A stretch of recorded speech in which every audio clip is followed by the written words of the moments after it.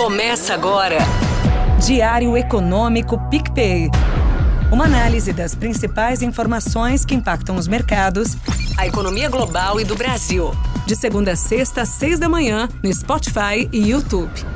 Fala pessoal, bom dia. Meu nome é Igor Cadillac, economista aqui do PicPay, e sejam bem-vindos ao seu Diário Econômico. Hoje é quinta-feira, dia 21 de novembro de 2024. Aproveitando que essa semana é encurtada por aqui e tem uma agenda mais tranquila, queria aproveitar para fazer uma revisão de cenário global. Começando pelos Estados Unidos, com o retorno de Donald Trump à presidência e sua maioria no Congresso, se cria um ambiente de maior incerteza. Até porque a tendência é que suas propostas passem sem muita dificuldade com o Red Swap. As principais medidas incluem tarifas comerciais mais altas, expansão fiscal e restrições à imigração, o que deve ter impactos significativos. Pensando no curto prazo, vemos um aumento da inflação, ainda mais com a atividade econômica resiliente por lá, e também uma certa aversão ao risco global, que ganha ainda mais força com esse agravamento dos conflitos geopolíticos recentemente, que inclusive foi a pauta do nosso último diário. Como resultado, o Fed deve reduzir o ritmo de afrouxamento monetário no ano que vem, com uma taxa terminal agora projetada entre 3,75% e 4%. E como consequência, esses juros mais altos conversam com um dólar mais forte. Pensando em bolsas, essa revisão de fiscal expansionista e viés pró-indústria americana tem impulsionado o mercado acionário para as novas máximas por lá. Por outro lado, na Europa, as incertezas globais, somada à desaceleração da atividade já em curso, pressionam o Banco Central Europeu a continuar com o corte de juros, com a taxa terminal agora prevista em 2%. Só para vocês terem uma ideia, o crescimento projetado para o ano que vem está em menos de 1% e tem incentivado os debates de maior flexibilização fiscal, principalmente na Alemanha. Caso isso ocorra, pode até gerar algum alívio no médio prazo. O grande risco é inflacionário e a barra tem se mostrado mais alta.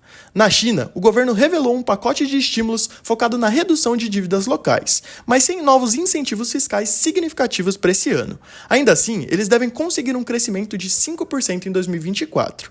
A grande preocupação é para os próximos anos e o efeito Trump. A escalada tarifária com os Estados Unidos deve exigir estímulos mais robustos, principalmente no setor imobiliário. De toda forma, as projeções têm sido revistas para baixo.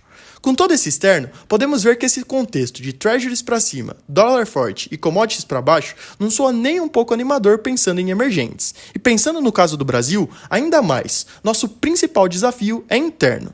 Desde o final de 2022, o Brasil vem experimentando uma sensação de deterioração fiscal, com forte aumento dos gastos e persistente elevação da dívida pública. Isso sem que sejam adotadas medidas capazes de dar a resposta adequada aos riscos. Pelo contrário, o que vimos foram sucessivas propostas de mais e novos gastos.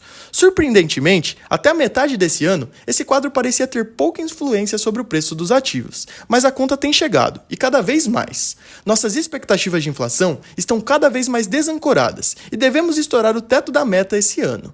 Isso tem resultado em uma forte elevação da curva de juros e a desvalorização do real, mesmo com nosso ciclo monetário sendo um dos poucos em alta no mundo. Ou seja, tudo isso para dizer que é o fiscal que vai determinar as coisas por aqui, inclusive o ritmo de juros até dezembro. Até lá, já teve a última revisão bimestral de receitas de despesas previsto para amanhã e também já deu tempo do pacote de corte de gastos ser anunciado e avaliado. Toda a demora em contexto tem feito com que a opção de acelerar o passo para uma alta de 0,75 ganhe força, com uma Selic terminal próxima de 14%. Aguardamos os próximos passos, mas as perspectivas não têm sido das mais animadoras. Bom dia, bons negócios e sorte sempre!